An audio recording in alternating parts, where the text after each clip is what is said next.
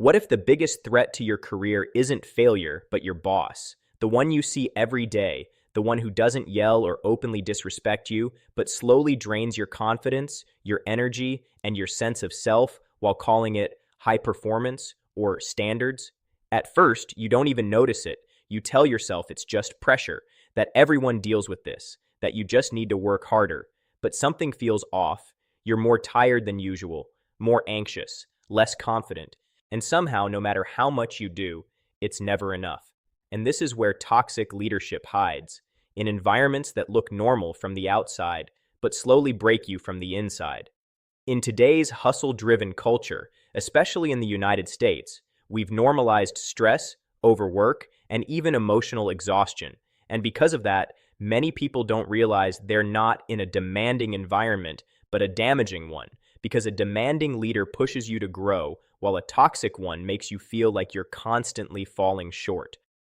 Toxic leadership is rarely obvious. It shows up as micromanagement, where every step is controlled and questioned, as lack of empathy, where mistakes are used against you instead of being treated as learning opportunities, as gaslighting, where your reality is denied and you begin to question yourself, as credit theft, where your work becomes invisible until something goes wrong, and as a culture of fear where speaking up feels risky and one mistake feels like it could cost you everything.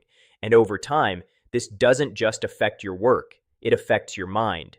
Your brain enters a constant state of stress. Your nervous system stays in fight or flight mode even while you sit at your desk, leading to mental fatigue, decision exhaustion, lower confidence, and a slow erosion of self-worth until you start believing that maybe you are the problem.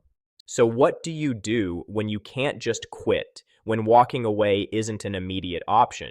You start by emotionally detaching, separating your identity from your output, and understanding that your value is not tied to your productivity. You document everything because clarity is power and facts protect you. You use the gray rock method by becoming neutral and unreactive, so toxic people lose interest. You set quiet boundaries through calm but firm communication without confrontation.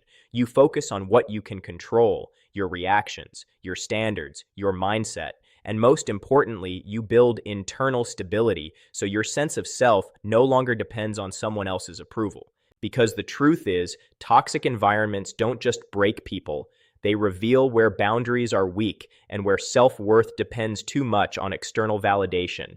And once you develop emotional control, self-trust, and the ability to set boundaries, you become very difficult to manipulate, not just at work, but in life. But at the same time, it's important to recognize when enough is enough, when your mental or physical health is declining, when anxiety follows you even outside of work, because that's not growth, that's damage. And sometimes the strongest move you can make is to walk away, because success should never cost your peace.